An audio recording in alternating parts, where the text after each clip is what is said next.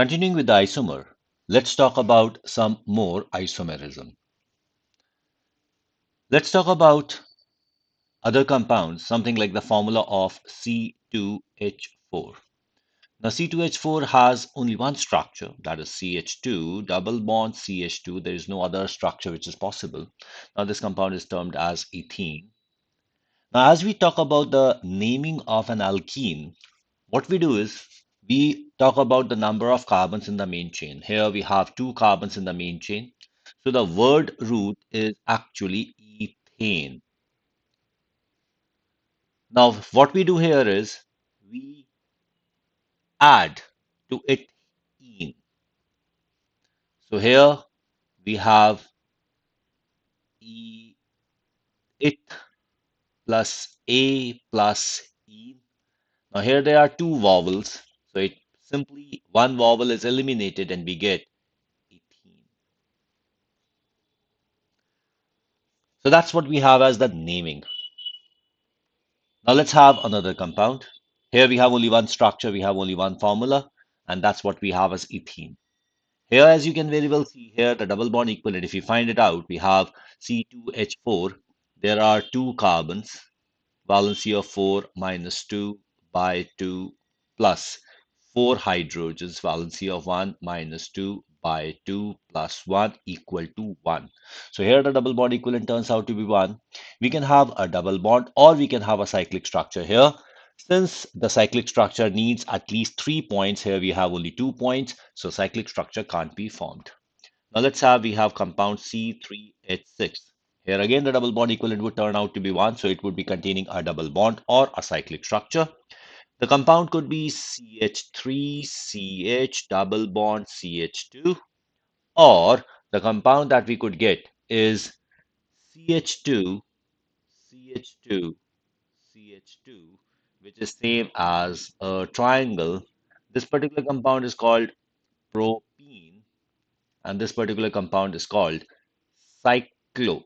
Now, cyclo itself is a double bond equivalent, so we don't need to put any double bond equivalent predicting or suggesting suffix.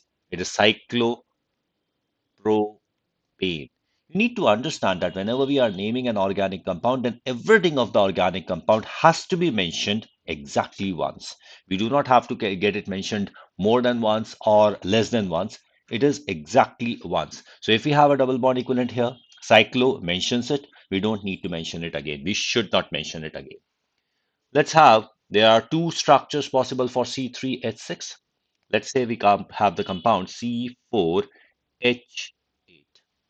If we talk about C4H8, then in that case, the possible arrangements are, again, the double bond equivalent is 1. We could have CH3, CH2, CH, double bond CH2. That could be one compound. We have CH3, CH, double bond CH, CH3. That's another compound. Then we could have CH3C, CH3, double bond CH2. These are the straight chain compounds. Then we could have cyclic compound. The cyclic compound could be one, this one, and another cyclic compound could be this.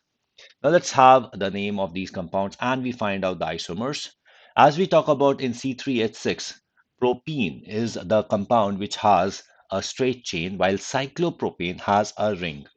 So this is what we call as the ring chain isomers or simply ring isomers. These two compounds they differ in the number of cyclic structures in the molecule. So these are what we call as ring isomers. Again, they are structural isomers because they differ in the linking of atoms. In propene, we have two carbons having a double bond between them, while in cyclopropane, all the carbon have only the single bond between them. When we talk about C4H8, this particular compound is but1e, or simply termed as butene. While this particular compound is but2ene, and people even term it as 2-butene. Both things are workable, and these two are what we term as the position isomer since they differ in the positioning of the double bond. This particular compound, if we talk about, is termed as isobutylene. This compound is isobutylene. When we talk about isobutylene, in this particular structure is going to have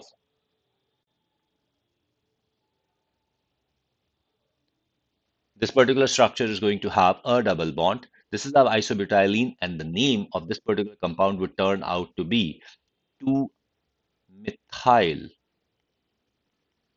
propene or 2-methyl prop 1-ene. This one is cyclobutane, and this is methyl cyclopropane. If we talk about the relation between these two isomers, of course, these are position isomers.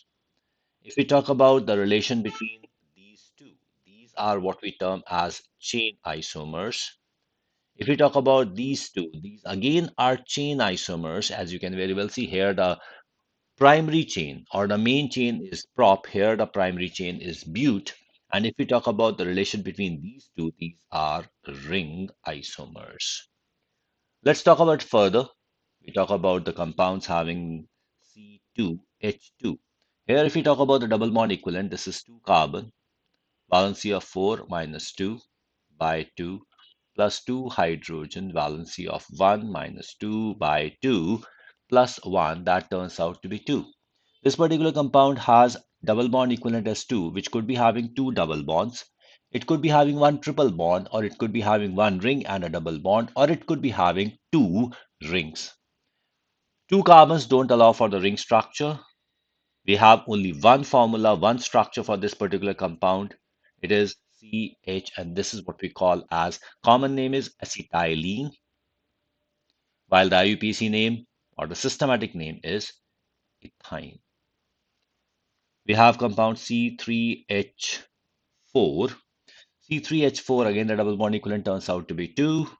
Here, the structure could be CH3C, triple bond CH, or we could have CH2, double bond C, double bond CH2. Other structure, it could be the cyclic structure. This particular compound is termed as propine or alylene. That's the common name, alylene. This particular compound, the common name is alene. And the IUPAC name, we have it as propa, 1,2 diene. You need to remember that here we have, like here it was ith plus a plus ene. Here we are going to get prop plus a plus di plus e. Now here A and D are there. We have a consonant after a vowel, so vowel is not eliminated. It becomes propa 1,2 diene. And this obviously is cyclo. Now cyclo talk takes care of one double bond equivalent, but there is another double bond, so this is cyclopropene.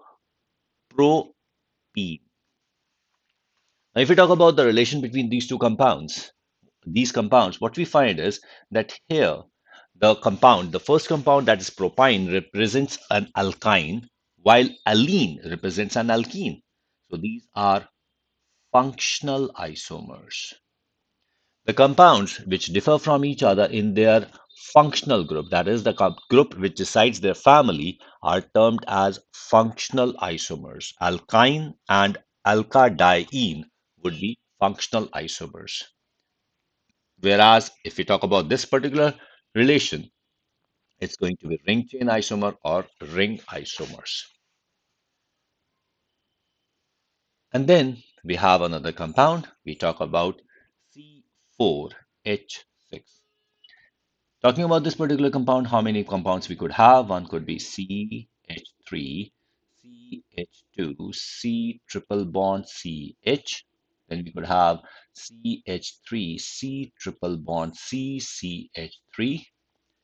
We could have CH2, double bond CH, CH, double bond CH2, or we could have CH2, double bond C, double bond CH. CH3. We could have cyclic structures now. We could have this. We could have this,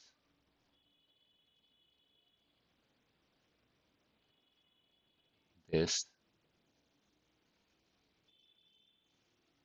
or this. And we could have another compound as well.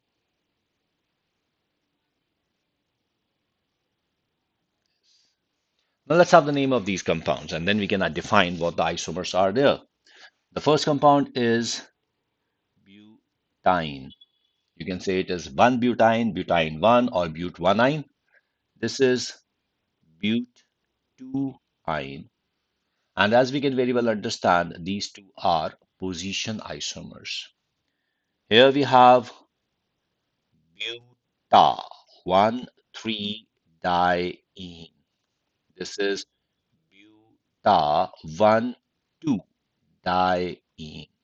As we can very well understand, these two are again positional isomers. This is cyclobutene. This is 1-methyl cyclopropene. When we talk about this particular compound, remember the numbering should be done in such a manner that the double bond is in the numbers. So numbering is going to start like this. Here it's going to be 1, this is going to be 2, and this is 3. It's not the other way around. The methyl group is not going to get the number 1, it's going to get the number 3. So this particular compound is actually 3-methyl cyclopropene. Now, this particular group is called methylidene. Methylidene. So this one is methylidene cyclopropane. This particular compound is actually a bicyclo compound. The naming of bicyclo compound is not in the course, but still we are going to talk about it because it might be in your certain exams. So when we talk about the naming of the bicyclo compound, as you can very well see that to convert this particular compound in a non-cyclic compound, we will have to break two bonds. So this is a bicyclo compound. The naming of bicyclo compound starts with the word bicyclo.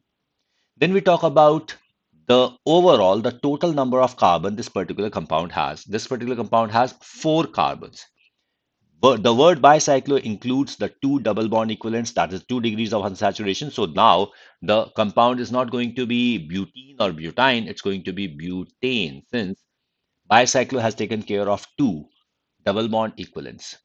Now, what we consider in the bicyclo naming is that these positions, these tertiary carbons that are common to the two rings are termed as bridge carbons.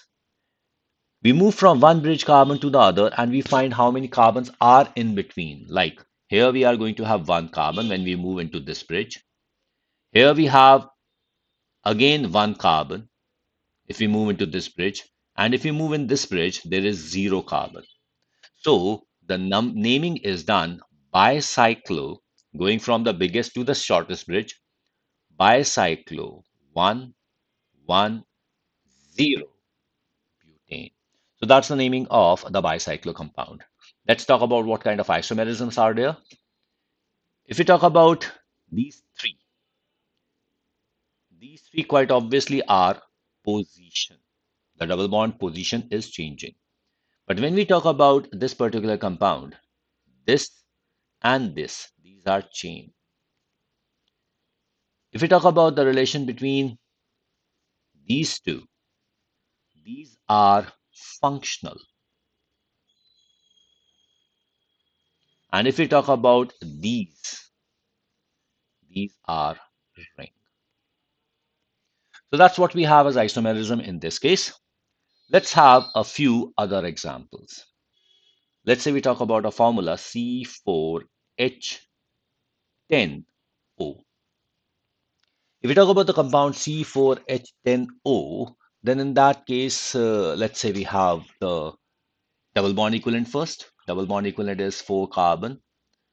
Valency of 4 minus 2 by 2 plus 10 hydrogen 1 minus 2 by 2 plus 1 plus oxygen is 1 oxygen, valency of 2 minus 2 by 2 plus 1. The overall turns out to be 0. The double bond equivalent here is 0. Having the double bond equivalent as 0, it means there is not going to be any double bond, there is not going to be any triple bond, and there is not going to be any cyclic structure. So considering that, first of all, I would say that initially what we do is we make the possible structures of the carbon skeleton. We have one, two, three, four. That could be the carbon skeleton. Or it could be one, two, three, four. These could be the two carbon skeletons. Now, in the first carbon skeleton, the OH could be placed. Now, OH needs to be placed. This particular compound can be alcohol. We have OH here. Or we could have one, two, three, four. OH here. Here we could have OH here. Or we could have one, two, three, four, and OH here. So these could be the alcohols. But there could be other compounds which could be having the same formula as alcohols, and these compounds are ethers. In case of ethers, we could have one, two, three, OCH3. Of course, we can put the hydrogens, and we can have one, two, three, OCH3. Or we could have a compound C, C, O, C, and C. Let's name these compounds. Naming these compounds, this particular compound is butane, one all or simply butanol.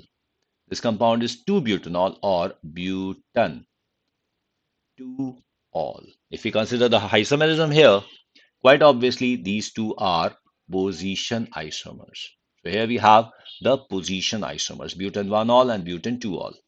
Talking about these two compounds, this compound is 2-methyl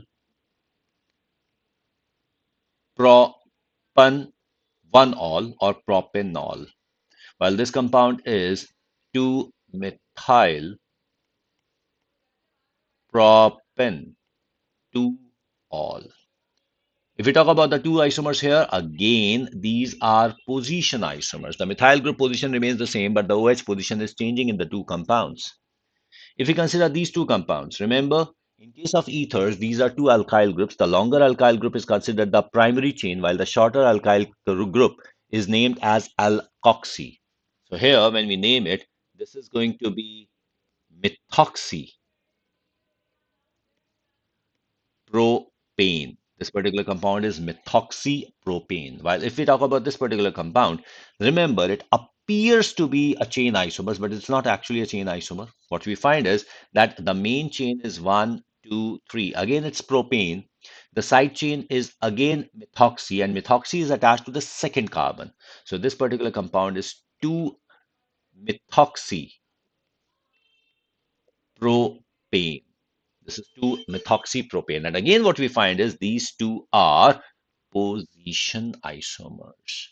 Talking about this particular last compound, here we have two carbon chain, here we have two carbon chain. Any of these could be considered the prime chain, and the other could be considered the side chain. So here the side chain would be ethoxy and ethane. So this is ethoxyethane. This particular compound is diethyl ether. Diethyl ether. This is the compound which is normally considered the ether as such, and it can also be written as Et2O, or it could be written as C2H5 whole twice O. These representation, these names you have to remember because these are many a times written in the exam without any representation, without any explanation. In this case, we talk about the isomerism. If we consider the isomerism between this group we have already considered, if we consider isomerism here, it's going to be chain isomerism, as you can very well see from the name. If we consider the isomerism here, now this is not the chain isomerism. Here, what we find is that the carbon chain length across a heteroatom, in this case oxygen, is changing. In the first compound, there is a 3 and 1, the carbon chain length across oxygen. In the second compound, there is a chain of 2 and 2. If there is a difference in the carbon chain length across the heteroatom, and in certain cases we can even consider functional group, then in that case it's what is termed as the metamerism. Ethers, esters, amines, they show metamerism. Secondary and tertiary amines show metamerism. So these are the compounds. In certain books, they might refer to that ketones show metamerism, but if we consider IUPAC nomenclature, then ketones prefer to show positional isomerism. In certain nomenclature system, metamerism also can be considered to be positional isomerism. So what kind of isomerism is going to be there? It depends on what naming system we follow. Now, considering these two, these are functional isomers. So these are what we term as the functional isomers. Now let's have another example. The other example is C4H11N. Let's find the double bond equivalent once again. We have 4 carbon, 4 valency minus 2 divided by 2 plus 11 hydrogen, 1 minus 2 divided by 2. And we have a nitrogen. Nitrogen in this case, since it does not have any oxygen, it would be showing the valency of 3. So nitrogen shows the valency of 3 into 1 minus 2 by the valency of 3. We have 1 nitrogen. So it is 1 bracket 3 minus 2 by 2 plus 1. The double bond equivalent again turns out to be 0. So this particular compound also does not have any double bond, does not have any triple bond, does not have any cyclic structure. Making the structures, again, we can make the, first of all, the carbon skeleton 1, 2, 3, and 4. Here we could have NH2 here. And we could have 1, 2, 3, and 4. And we could have NH2 here. So these are the two isomers if we talk about the straight chain compound. Then we could have the branched one, C, C, and here C. It could be NH2 here, and here it could be 1, 2, 3, C, and NH2 here. So that isomers also are possible. Then nitrogen has a valency of 3, so nitrogen could also be in the chain. We could have 1, 2, 3, NH and C. We could have 1, 2, 3, NH and C. Then we could have C, C, NH, C, C. We could have then one more compound is possible, that is C, N, C, C, and C. So here, total 8 isomers are possible. Now let's talk about the names of these compounds. The first compound is simply butanamine. Amines, simply alkane plus amine. That is what we have as the name of amines. Or it could be butan 1 amine. In this case, this compound is going to be butan 2 amine or 2 butanamine. Or we can simply say 2 aminobutane. But amine is a functional group. It is a main functional group. So here should be the name as a suffix. If we talk about this particular compound, it is 2-methyl propanamine. This is 2-methyl propanamine. And here we talk about this particular compound. This particular compound is 2-methyl propan 2-amine. This is 2-methyl propan 2-amine. So that's what we have as compound. In third compound we talk about, we have here the carbon is attached to nitrogen. When the carbon is attached to nitrogen, then in that case, this is going to be the compound. Here we have to give the location as nitrogen. So this particular compound is going to be N-methyl. The methyl is attached to nitrogen. Propanamine. This compound is going to be termed as N-methyl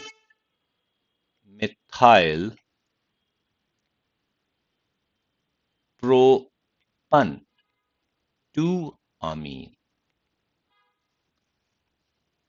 Considering this particular compound, this compound is going to be NN dimethyl ethanamine. Nitrogen, the two methyl groups are attached to nitrogen. That is why it is N dimethyl ethanamine. So this is what we have as the structures. Now let's talk about the isomers, the relation between these compounds. When we talk about these two compounds, as the name itself suggests, these are position isomers. If we talk about these two compounds, again, the name suggests these are position isomers. If we talk about these two compounds, again, the name tells us these are position isomers.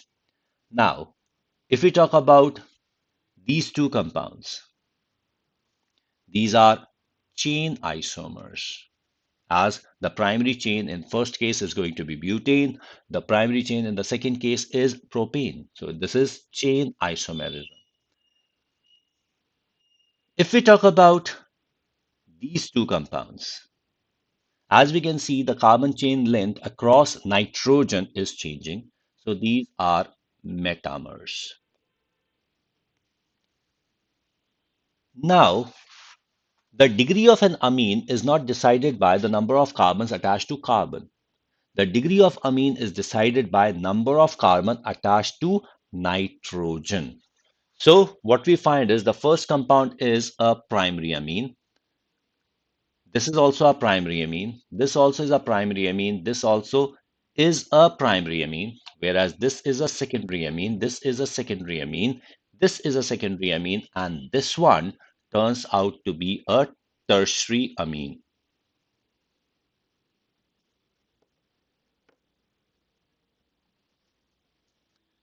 Clear?